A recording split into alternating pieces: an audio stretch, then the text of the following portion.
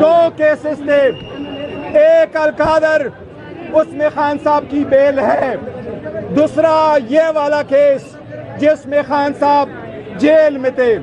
آج خان صاحب کی رہائی ہونے چاہیے، یہ آخری کیس تھا جو ختم ہو گیا۔ انشاءاللہ آج خان صاحب کی رہائی ہوگی، انشاءاللہ روکار لے کے جائیں گے،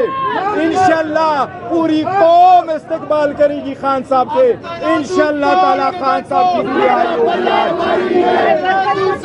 PTI ورکروں کو، ان عورتوں کو ہم سلام پیش کرتے ہیں جو مشکل وقت میں خان صاحب کے ساتھ رہے، الحمدللہ آج حق ثابت ہو گیا ہے۔